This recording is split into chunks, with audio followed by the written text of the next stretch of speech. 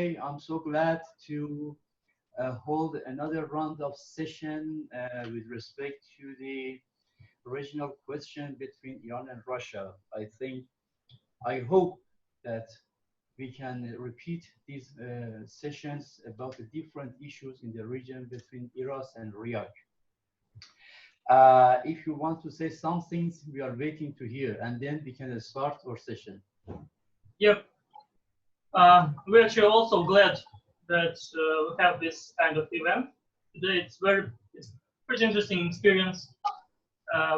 We are also ready to continue this, and it helps us to understand the approaches of both countries, what Iran and Russia are trying to do in the Middle East and in other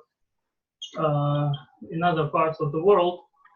So today, yes, we are going to discuss the Russia and Iranian approach towards the Syrian crisis, and we are planning to kind of understand what is the future of Syria, how it is seen, how it is viewed from Moscow and Tehran. Actually, we and Yuri institutions and Russian Affairs Council and the Iranian Institute for the Iranian and Eurasian Studies have today this meeting.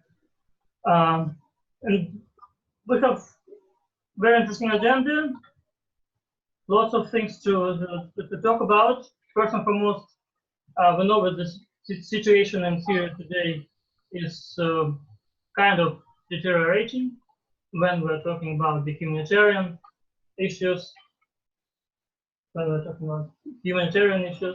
So we have very esteemed and very interesting experts today with us from the Russian side, and I think you will present your experts. We have Vasily Kuznetsov, who is head and director for the Center for Arab and Islamic Studies of the Russian Academy of Sciences, of the Institute of Oriental Studies, Russian Academy of Sciences. And we have with us the expert of the Russian International Affairs Council, Yuri Barmin. And we will try to kind of cover the issues of Idlib, the future summits in Tehran, and overall, I mean, the future security system in Syria. So yes, well, could you please present and tell us about your experts and your views? Thank you very much for this short introduction. I am Davood, Kiani, the head of the IRAS Research Institute.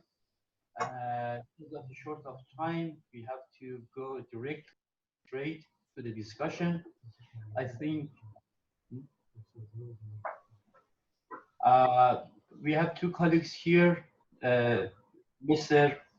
Azizi, and university professor in Beheshti University, and a senior expert in IRAS Research Institute, and Mr. Golmohammadi, a university professor in Tehran, and the senior researcher on the Turkey issue.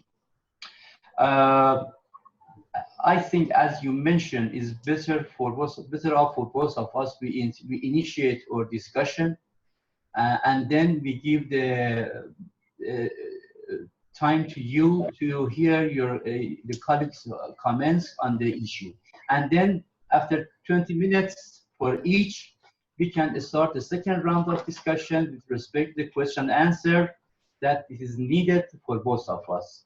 At the moment, I ask Mr. Azizi. Yes. If you don't mind, we are ready to start and then give you the floor. Okay, are you ready? Okay. Bye. Okay, Mr. Azizi, I guess, please. Just in 10 minutes. Just remind me this time. Good evening, my friends. Because of the shortage of time, I would like to just point out to some general issues regarding the current situation in Syria, and that could be a good basis maybe to analyze the upcoming summit in Tehran between the presidents of Iran, Russia, and Turkey. I think having a look at the current situation in Syria, there are four general trends in the country that could have main impacts on the next events, on the upcoming events, and also on the political transition process in the future. The first trend is the preparation of the Syrian army to recapture Idlib province, which has been in process through the past several weeks. The second one is the intensification of political efforts of the three guarantors of Syrian ceasefire, Iran, Turkey, and Russia, in order to reach a kind of tangible framework to conduct both field coordination as well as political coordination. And an important event in this regard was Turkey's move to recognize the HTS, Hayat Tahrir al-Sham, as a terrorist group, which was regarded as a positive step in differentiation between the terrorists and non-terrorists in Idlib, which has been a great hurdle in the way of the next military move by the Syrian army. The third trend is the accusations of Western countries, especially the United States, against the Syrian government regarding the chemical issue, and the claims that the Syrian government is about to use chemical weapons. And the fourth trend is the increase in the number and the level of Israeli attacks against different positions inside Syria. I think although these are four somehow specific or distinct trends, they are completely interconnected, and the overall outcome which can come out from the interaction of these four trends can have a major effect on the current situation. The most important point, I think, is that all of these issues are related to the upcoming battle in Idlib and Syrian government's attempt to liberate Idlib from the rebels and terrorist groups. Because the move can, to a great extent and to a really huge extent, change the balance of power inside the country. The Western countries also Israel are trying to somehow conduct preemptive measures in order to have a say in the upcoming developments, at least have a say. And I want to go through Iranian position regarding these four trends, and because I think this is the most important part of the issue which is supposed to discuss here. I think that first of all, Iran is not about to have a major role. Play a major military role or a direct military role in the upcoming military operation in Idlib. And this is exactly because of the interconnection of those four factors. First of all, we should remind that Iran's active presence in the field, helping the Syrian government and its allied militias to fight the terrorists and rebel groups was at the time that the Syrian army was actually faced with different threats from different fronts. And now that, in fact, Idlib has become the only remaining rebel-held area in Syria, there's no real need for Iranian direct military presence in the field. So, as far as the Syrian army, with the help of Russian air cover, could liberate the area, there's no need for Iran to get involved. The second reason for Iran's expected non-involvement in the Idlib operation is the recent Israeli airstrikes. The Israeli airstrikes were actually attempts by Tel Aviv to send a signal to Iran's partners in Astana process that Israel is not, about to let Iran to expand its influence even beyond that 80 kilometers zone that was previously agreed upon. And because the continuation of Israeli airstrikes could, to a great extent, change the balance of power to the detriment of the Syrian government, I think that Iran will, adopt a kind of cautious policy regarding Idlib issue in order not to provide Israel with a pretext to continue its operations. And the third issue is related to the recent, as I said, the third factor that I mentioned, the accusations, the Western accusations against the Syrian government. I think that in the current situation that the Syrian government is under heavy criticism and under heavy pressure by the Western countries, which are accusing it of, ignoring the humanitarian issues and the other things. Iran's involvement could further, be used as a pretext for the Western countries to increase those pressures. So Iran would prefer not to directly intervene in the field in order not to let the pressures to, increase.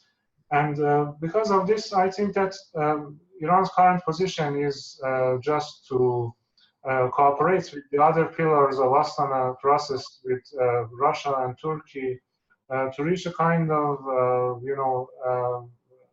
a framework which can be agreed by all the three sides, and then to focus on the issue of reconstruction. If you look at the general trend in the past several weeks, I could say that past several weeks, you can see that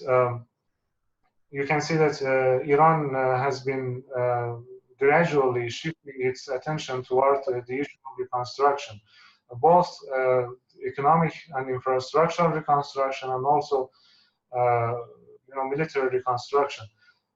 Maybe given the shortage of the time, I can go back to this issue in the next session. I just wanted to provide the general framework in which Iran is actually trying to decide on its further policies in Syria, and then maybe we can go back to this issue. Thank you. Thank you. We go quickly. Okay.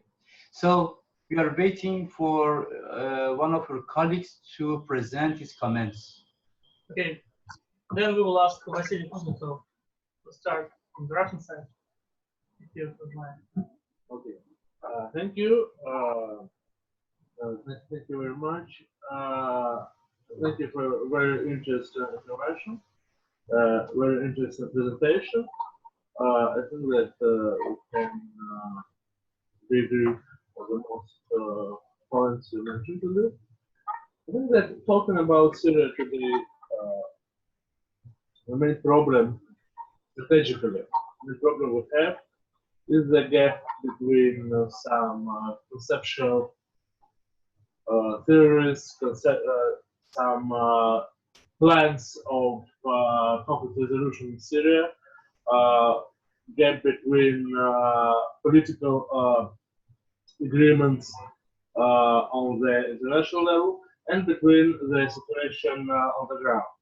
And this gap becomes bigger and bigger, and we don't know how to build some bridges between the two sides of this. Okay. Because until now we have only one document approved by everybody. It's 2254 resolution of Security Council, and we have only these principles of peace building, which were mentioned in this resolution. But the situation of the ground is quite different. So we have both of us, Russians and Moscow and Tehran, we have the same objective for the moment. I think we need two things. We need sustainable peace in Syria. Not only peace, but sustainable peace. It's something different from what is going now. And we have legitimization, national legitimization of the current process. And it is the second problem. While we were talking about accusation of Syrian government of using chemical weapons on the Western side, it's about this legitimization. They can use these accusations to do something in Idlib or not, but using this accusation and using this chemical weapons issue, they make impossible any legitimization of the peace process with this government. So we'll have resolved this problem. Then we have another problem is sustainable. Okay, there are some success of Syrian army.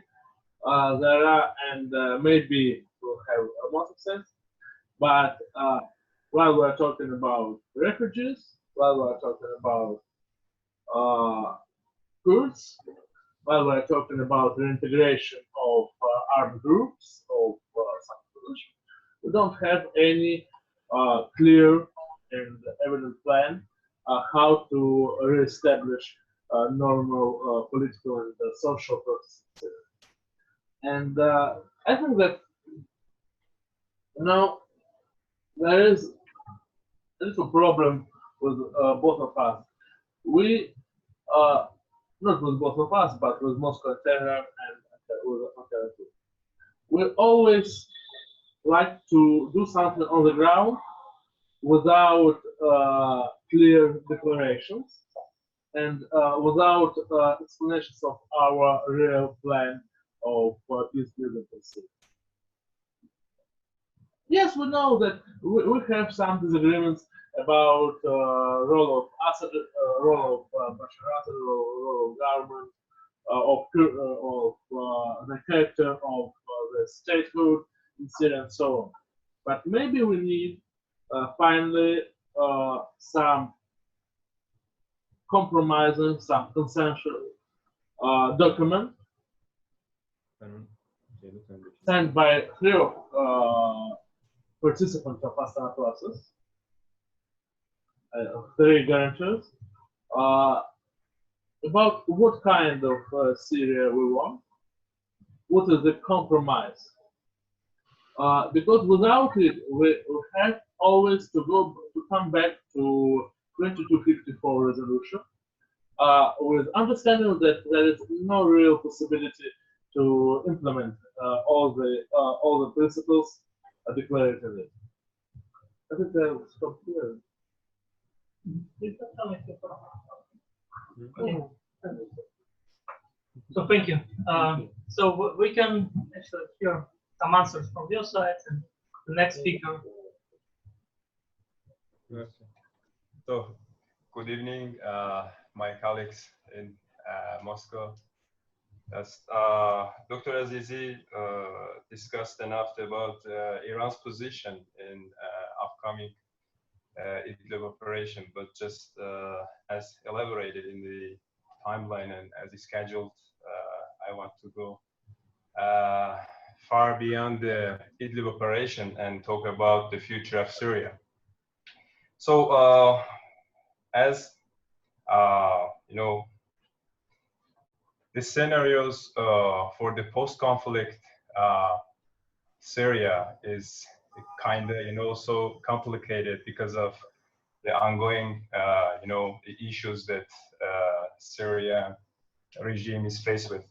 So, but here I want to present some critical scenarios that is mainly, you know, built according to the realities on the ground, and also by the considering of, you know, political negotiations and the recent talks about the Syrian.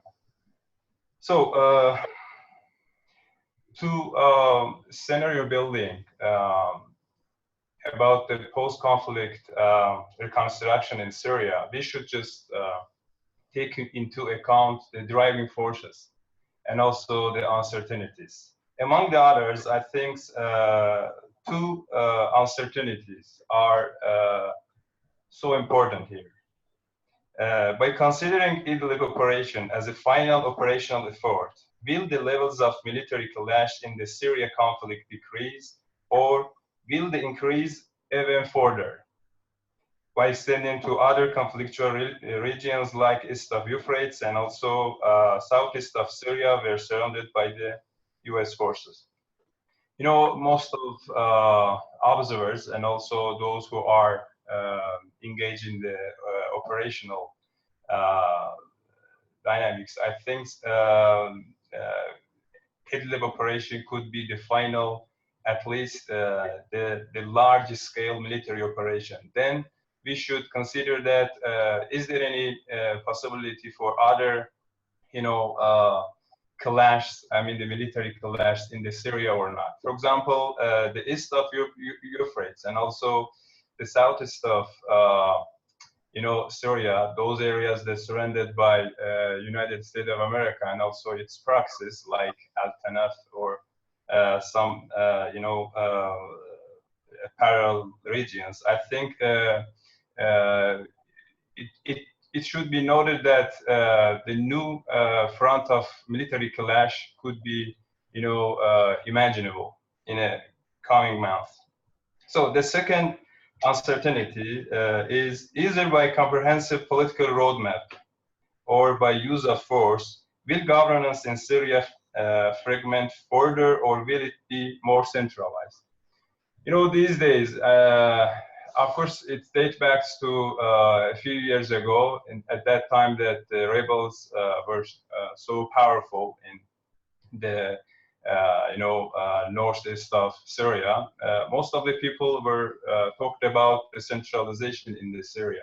But at this time, I think one of the most important uncertainty and driving force that could shape the future of Syria is the future of you know, central governance in the Damascus.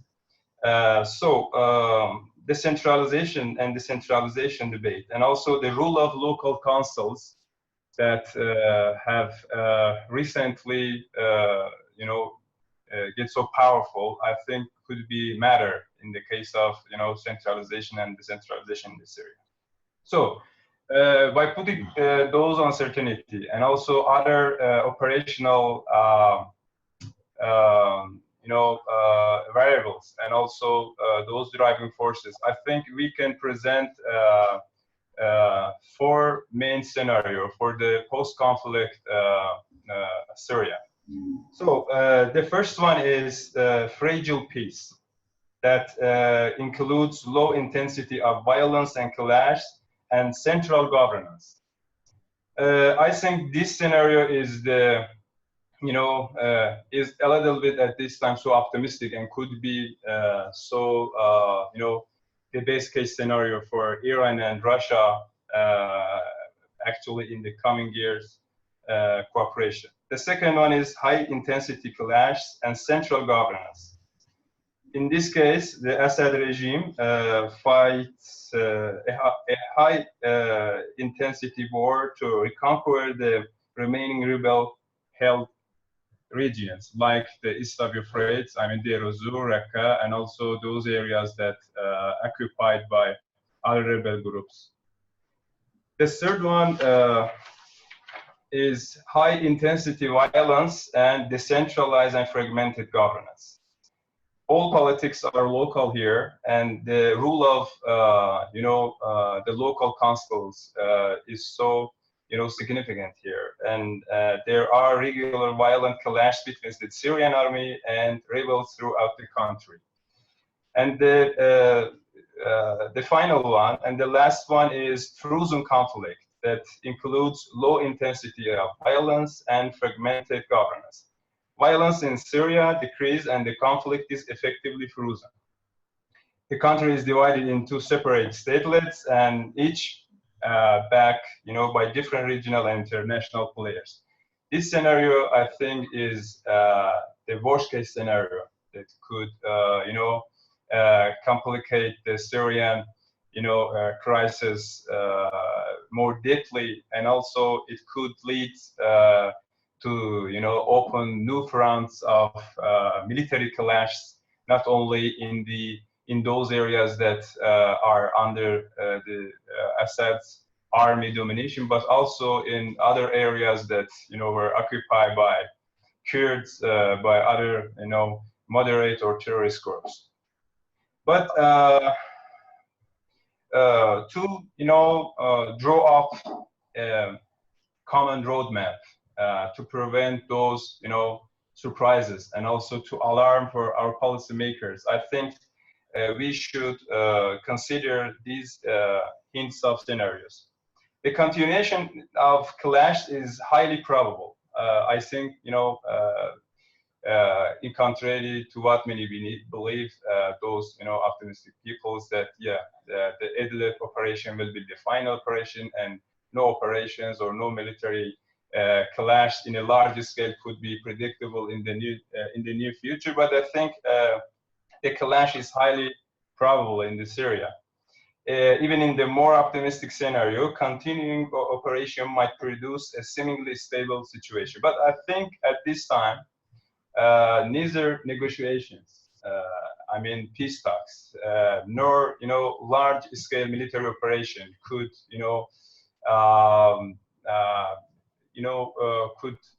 could be the best option for us. I think the peace talks in parallel with operational progress and advances could be the best case for Iran and Russia. So the longer the conflict continues, the larger the chance of fragmentation is expected. Another destabilizing factor for the future of Syria is the tension between Syrian government and Kurds. For example, when both parties face each other in the battle around Deir ez-Zor, this is particularly dangerous as each side is backed by different external powers. I think in this case, United States and also other Western powers will back YPG to enhance and maximize its operational position against Assad army, and this could lead to another fronts as well. And the lack of inclusive governance and the position of local councils is another destabilizing factor for the post-conflict Syria. That it could be taken into account when Russian counterparts or Turks and also Iranian counterparts, whenever they're trying to prepare a constitution for the future of for power transition, I don't know, to anything that could lead the final constitution in the Syria, I think it could be noted that those local councils that it's estimated they are around, I don't know, there are almost 4,000, local councils that in the case of power transition and also in the future of Syria, they will play a significant role. So another hint that I want to elaborate as my final debate is Iran and Russia mainly have discussion about the war and operation. Now that the war could come to an end, I think that if you be optimist that this Idlib is the final operation and the war and the Syrian war could come to an end, I think Iran and Russia must start a discussion on what strategy they should adopt to win the peace and the future of Syria, not just the war.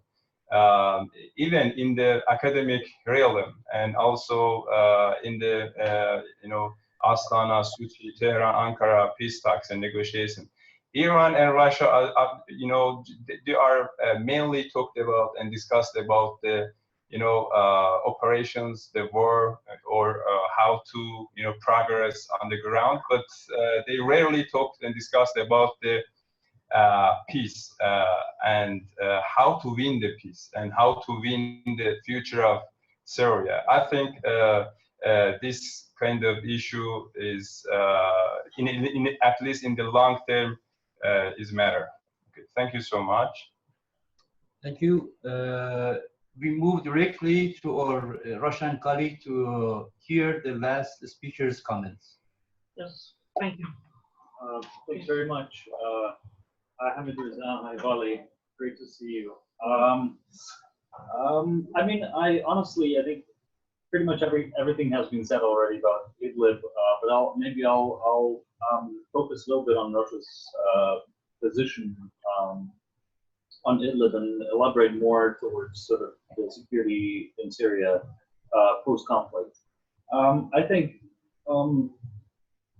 Russia's official position on the Idlib operation, I think it's pretty much straightforward, and I think we don't really need to kind of, try to look through to find some underlying, hidden agenda there. I think the position on Idlib is pretty straightforward, and it is that the Idlib province, or rather the de-escalation zone, should return under the control of the official government in Damascus, and that it should be handled in a manner that ensures the safety of civilians, humanitarian concerns, yada yada yada.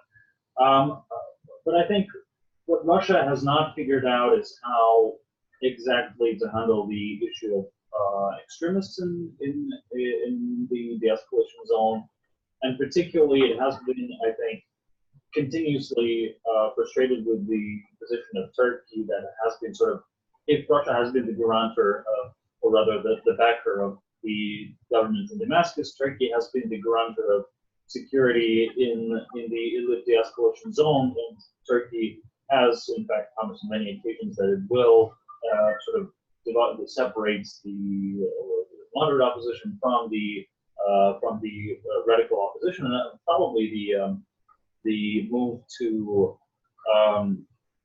declare HTS as a terrorist group is maybe a move in that direction, but it comes very late in the game, I think, in the position. But anyways, from Russia's standpoint, the value of Idlib is mainly the value, rather logistical value of Idlib that Russia has in mind. That is the two highways that are very important to the government in Damascus to have access to Aleppo, to have access from Aleppo to the coastal areas. I think these are the areas, if we're talking about a potential operation in Idlib, we probably should look at these very kind of calculated targets, which is places like Jisr al-Suhur and the highways.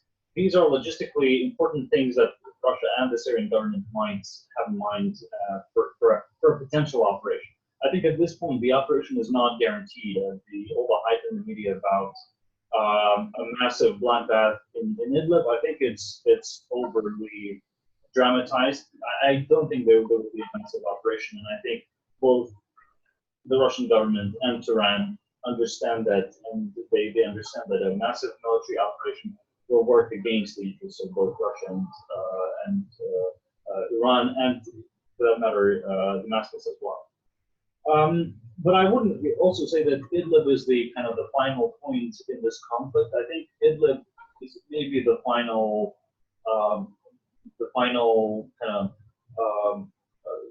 point for external observers, especially in the West. But I think the Idlib is only, there's so much focus on Idlib simply because of Idlib being a part of the de-escalation agreement on de-escalation in Syria. But I think rather the most important element of this conflict will be later on, after Idlib becomes part of, goes back to the Syrian government, and the main element of the conflict will be east of the Euphrates River. I think that's where all the major interests are concentrated now. And in fact, if you look at the events on the ground in Davood, you can see that Iranian forces are still being deployed to their city. Russian observers, Russian military experts are still there. And I think that is going to be the main conflict over who gets hold of the valuable resources in the south, because that is the key that unlocks the future of Syria's reconstruction.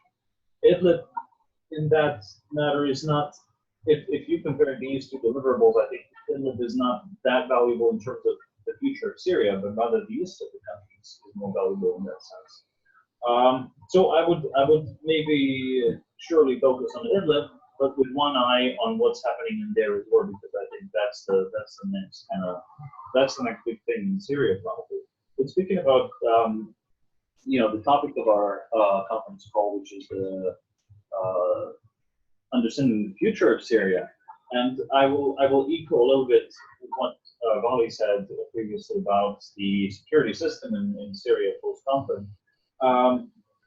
This is going to be a major, if we want to achieve a lasting peace, a sustainable peace in Syria, Syria will definitely need to go through a security sector reform, a dramatic security sector reform. I think if the government in Damascus really wants to kind of meet the concerns of the opposition and allow them to be reintegrated into the government's fold. The security sector reform, I think, at this point, I don't think Russia has a clear vision of what the security sector in Syria should be, simply because at the moment we don't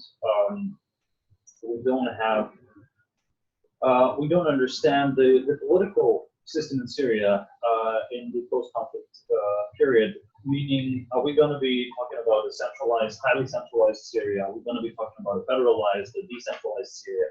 All these things will factor into the security sector reform.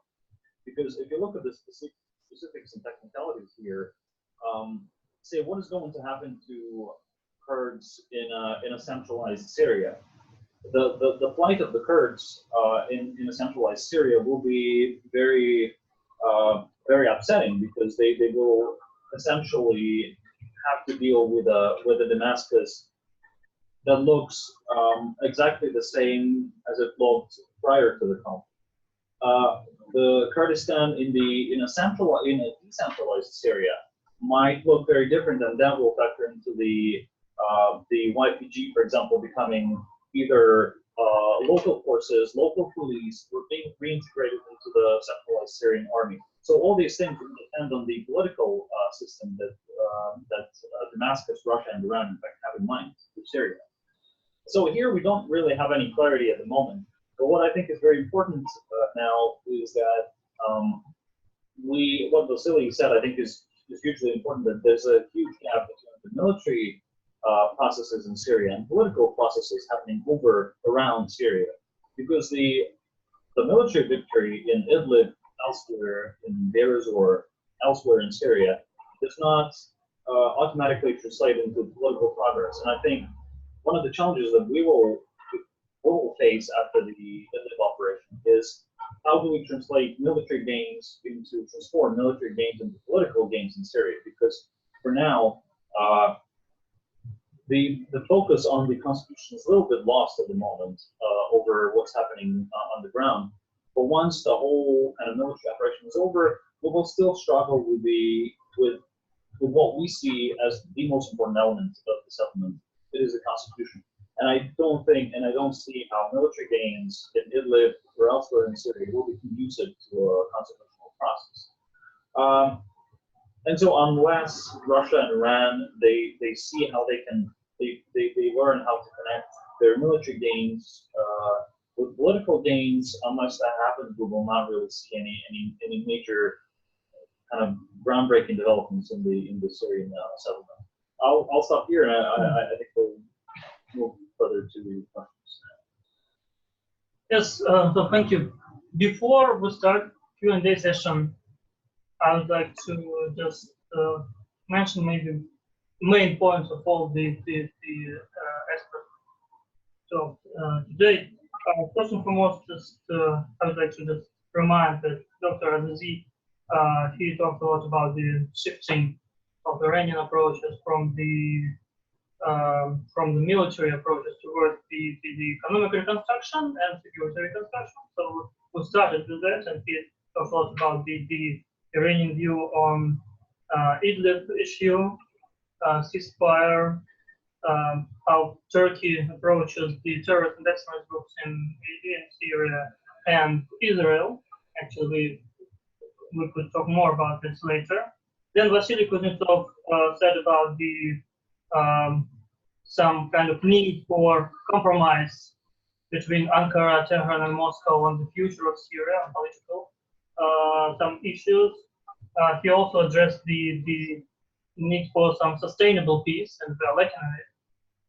I could add that actually those issues, of course, discussed not only between the guarantors of Astana process, but also Syrians themselves.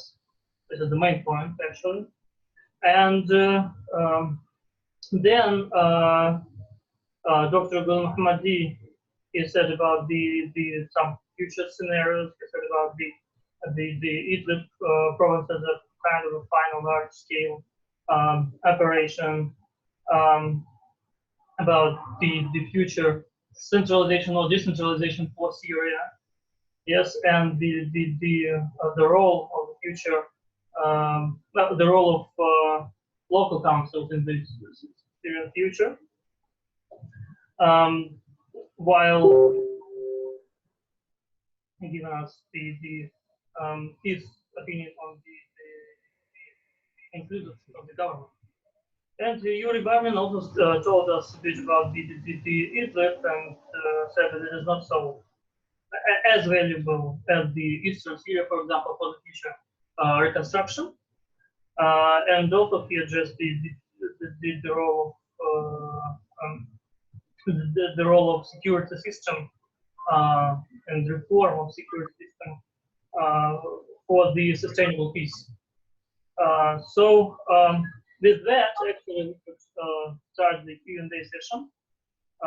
And just being a moderator, I would like to start with one of the questions to our Iranian friends. And my my question is actually going to the Hamidreza Azizi. You said about the shifting approaches towards the economic and military reconstruction, approaches of Iran towards the military and economic reconstruction. Could you share with us something more about the economic activities of Iran in Syria in the context of the future reconstruction? And actually, especially given the very recently controversial degree of the Syrian president, Decree 10. I think you know about it. Could you please share with us your opinion on this, on economic reconstruction and Iranian role?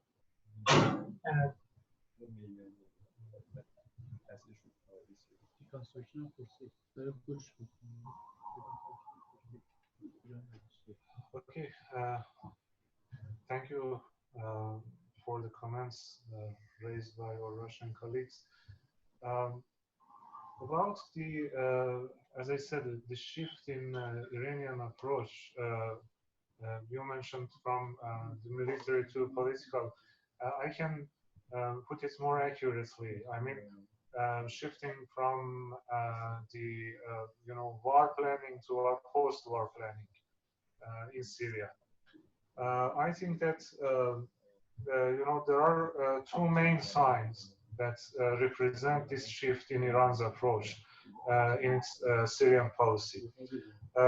First of all, the first one is that before the, actually in the previous rounds of Astana process or other frameworks of talks between Iran and Russia and Turkey, between Iran, Russia, and Turkey on the issue of the future of Syria.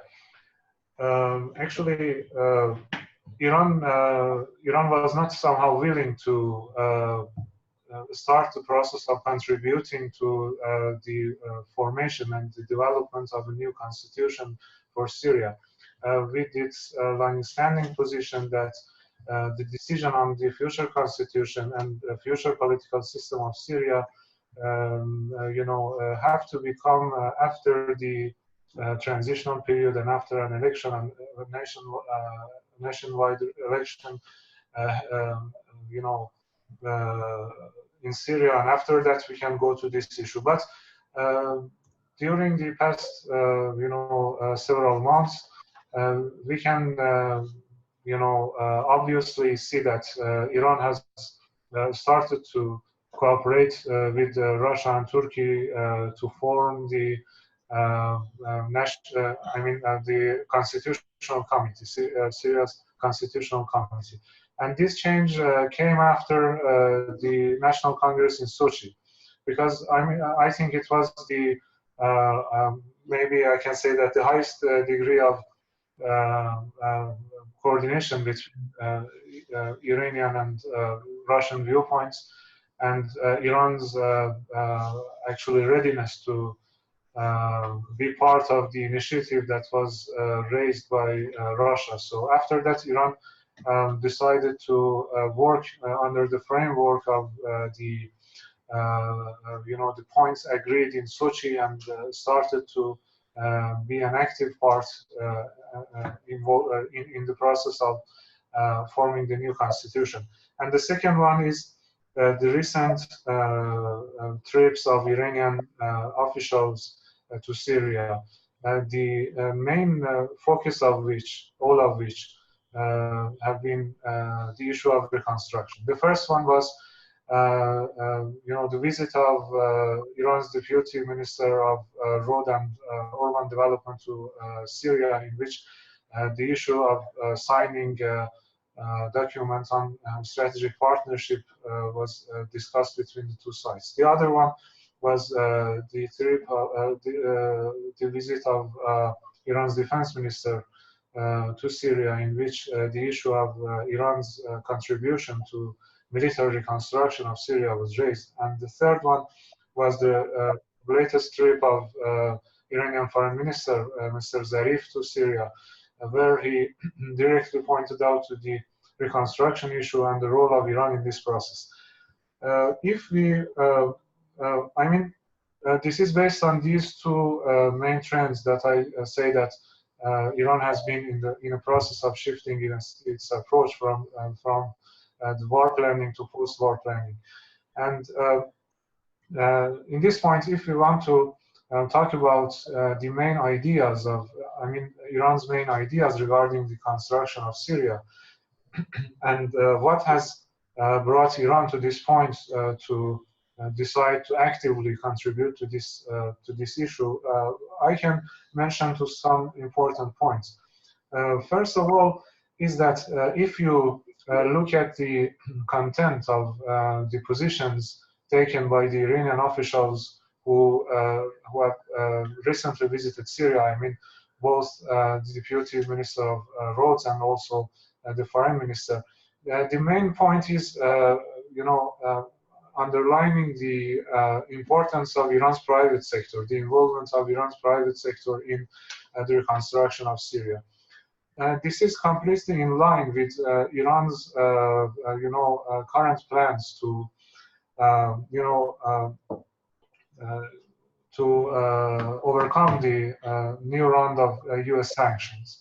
Because, I mean, within the framework of Iranian government's general policy of activating the private sector in order to circumvent the United States sanctions against the country, Iran has shifted towards, defining a role for the private sector in the issue of reconstruction. This is something completely new in the Middle East, because if you, for example, look to the other cases of Iran's post-war involvement in the countries of the Middle East, for example, in Iraq, in Lebanon, the main focus always was on the role of government. This time, the issue of private sector is, as I said, related to the issue of Iran's attempts to circumvent the sanctions. The second point is that, the second driving force behind Iran's shifting approach is that Iran is, Iran has been in the process of coming to the conclusion that the war is going to end, is coming to an end in Syria, and if Iran wants to preserve its influence in the post-war period, it has to define a certain role for itself in the process of Syria's reconstruction. In this way, I think that both, military reconstruction and economic construction comes in line with each other for Iran, because, as I said, this is an issue related to preserving Iran's position in the country. I believe that Iran won't look for, for example, establishing a permanent military base in Syria, as some tend to argue, but it tries to keep its influence and preserve its influence by getting involved in the issue of military reconstruction.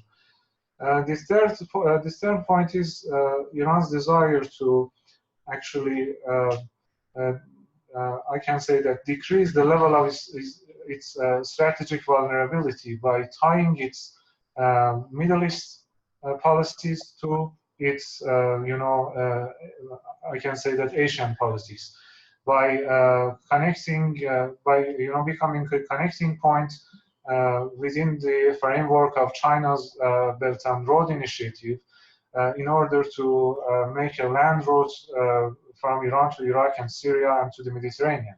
And I think that this is the main reason behind the United States concentration on eastern parts of Syria and western parts of Iraq, because of, it's a kind of dual containment against Iran and China at the same time. But Iran, as I said, because Iran has been trying to define its role within China's One Belt One Road project, it looks at the post-war reconstruction in Syria as part of this issue. And the last point is about Iran's attempt to introduce itself as a responsible power, as a responsible actor inside Syria, because most of the criticism against Iran, which came from the Western media, Western countries, Western officials, have been based on the claim that Iran is just, I can say that, an actor for the war period, and it's about, for example, like the Americans say, is about destructive policies, following destructive policies, and so on. But by getting involved in the reconstruction process, Iran wants to introduce a different picture, from itself to the world. So these are four main points about Iran's, viewpoint toward the issue of reconstruction, and the points that have somehow caused Iran to redefine its role regarding Syria, I think. Thank you. Yes, we can hear your question. I think this is a question would be kind of last for Vasily. because he is leaving us soon. So please, if you have a question to Vasily, I think we would address it to him. Two short questions. Okay. Okay. As you know, and all colleagues said in this session, Idlib question is very delicate question for the future of the security and peace in Syria. I think without territorial advancement of the Syrian government, I mean, this advancement should include Idlib province. Talking about the peace and security in Syria would be nonsense. On the one hand, we see that Turkey is not going to give up of this region, and the other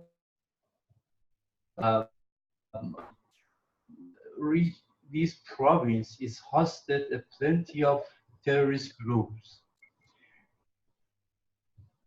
That what is the Russian policy toward the fate of and the future of the Idlib?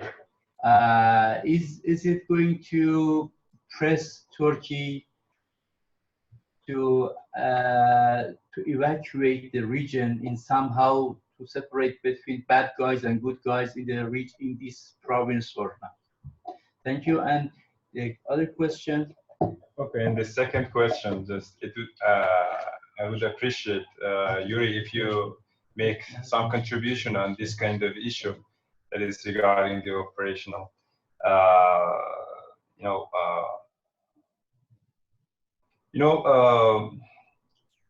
In Iran, including me, some are a little bit skeptic about the, behind scenes talks between Russia and Turkey regarding the future of the Turks' military presence in the north of Syria. For example, Turkey has recently recognized the Hayat Tahrir al-Sham as a terrorist group. And this, I think, the reason why Turkey, has done this in the, near of Idlib operation, I think it was partly because of Russian pressure. At this time,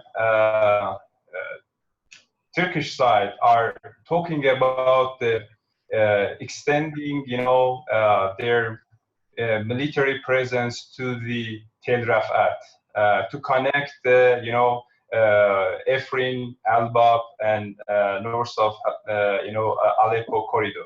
So I would appreciate if you, make some contribution and points on this regard. That what's Russian position if Turkey wants to extend, its military and operational presence in the Tel Rafat, and also that it could be, the route to transit or, the east of Euphrates and also to the Manbij. Okay, thank you.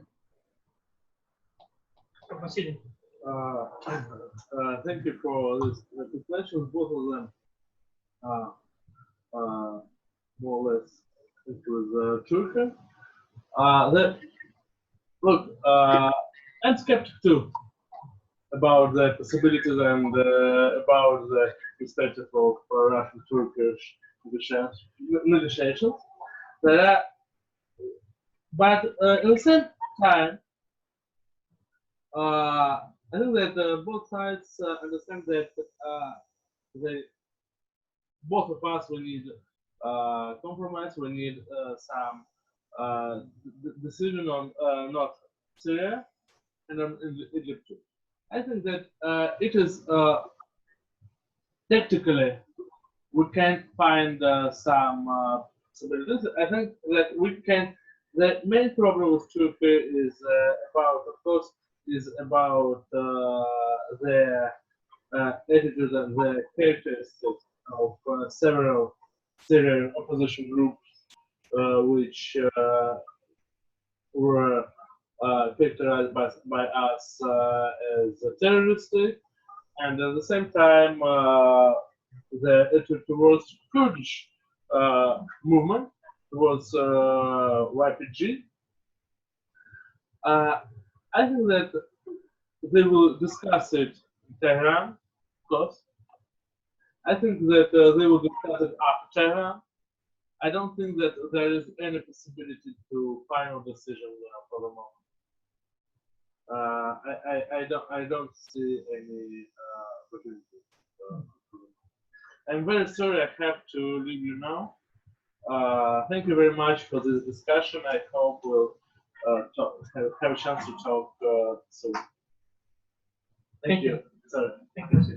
Thank you, guys. Yes, and about the second question, I think that Yuri will cover it. I'll do my best. I think for the time being, I think Russia sees the problem of Turkey as less of a problem than the military events on the ground. I think, at least to an extent, I think Turkish control of a certain belt along the Syria-Turkey border is acceptable to a certain extent. I think it is an issue that Russia is ready to deal with after the military phase of the conflict is over. I think Russia sees that control of that buffer zone as less of a problem, as less of a threat to Syria than any military events happening. So I think for the time being, I think as a temporary arrangement, I think Russians could accept that. But in the future, I think the Moscow's position that all of Syria could be under the control of the official government is the position that Russia will advocate at the end of the day. So even if Turkey ends up controlling a certain area in the north, at some point in the future, Russia will raise that and Turkey will have to deal with that issue as well. For the time being, I think it is more of a trade-off in Russia's eyes as Turkey in the north. It is, to an extent, I think it might be even a trade-off vis-a-vis Turkey, vis-a-vis the Kurds. I think Russia does see a problem there as well. But I think there's one big problem here, and it is that if Turkey ends up with a buffer zone in the border, Turkey will have no incentive to work with Russia anymore, and I think Russia understands that. I think Turkey will be more, as with Manbij, in fact, when Afrin was taken over by the Turks, it was, I think, a little bit of an alarm rang in Moscow because Turkey had very little incentive to continue working with Moscow because it was more interested in the Americans and in Manbij. And I think if Turkey ends up having a buffer at the border, I think Turkey will be more inclined at least to work with the United States and to find a kind of a Kurdish Arab arrangement for the north. And I think that might be kind of alarming to Russia. That is my concern. Thank you.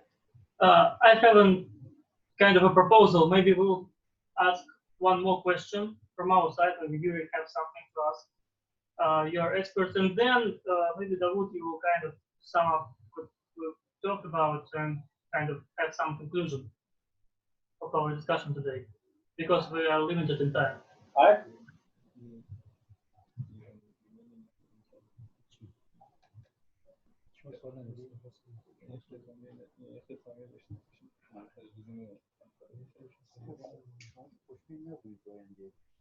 Well, maybe one question from our side and one from your side, and then conclusion.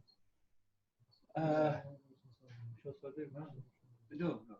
I think our question is finished.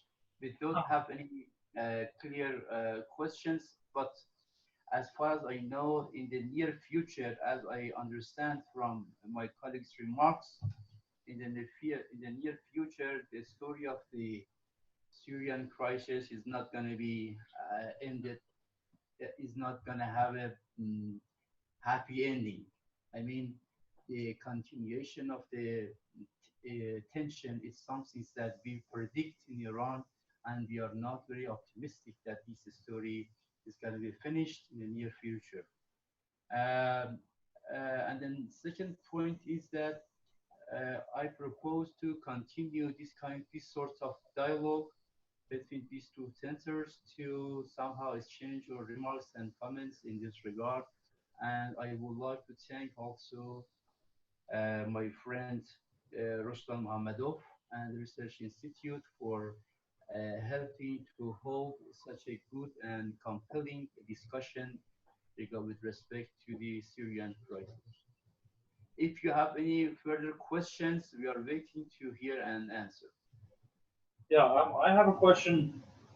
Something that, yes, that is my final question, but I'm just curious. So what we have seen recently happening in Syria is Iran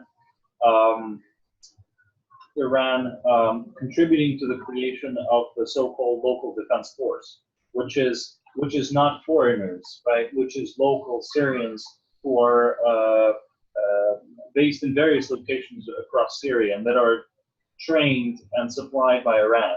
So that is what I see happening here is Iran kind of trying to bypass rather trying to offset the criticism that exists that Iran brings in a lot of foreigners to Syria to fight. In response to that, Iran has created a new kind of force in Syria, local defense force, which is Syrians, but who are trained, supplied by Iran, and who operationally also depend on Iranian commanders. I'm curious if that is the case, if a force like that really exists in Syria. How does Iran see a security sector reform where all these forces are going to be integrated into the Syrian army, or in fact, are they going to be integrated into the Syrian army? Because I see there's a lot of appetite in Moscow to really offset that external influence on Syrian armed forces. And I think in the future, Russia will be looking to forge kind of a new armed force in Syria that is independent of foreign influence, including Iranian influence. So I'm curious, what Iran's position is going to be in that domain. Okay, so Yuri, you know better than me, what's the answer of this question. But let's firstly say that Iran is not in the position of making decision about the fate of those, groups on the ground, that whether they will be part of Syrian army or not. But actually, I think, but the second point is that I think you should distinguish, and divide those groups. Yes, with Yuri. You're here. Yes. Sorry. Okay. And the second point is that for Iran, those groups, on the ground, that you call it, I don't know, proxy groups, proxy forces. We should, distinguish and divide those groups in 2 or 3 categories. Most of them are the local groups that they will, they are, fighting beside the army. And I think in the future of Syria, they will have, significant role, and also they will impact on the, any, roadmap and dynamics that it should be, I think, multi-selected groups that the final decision in this case will be the Syrian army and Syrian government. And the second category are those groups that you call it foreigners. I think the foreigners, as it is, experienced in the Iraq, and I think they will be, back and go home. This is what Iran wants in this case. And the third one is those groups that not only they are not fighting beside Iran for Iran or for Assad army, but also they are against us. But the medias and also those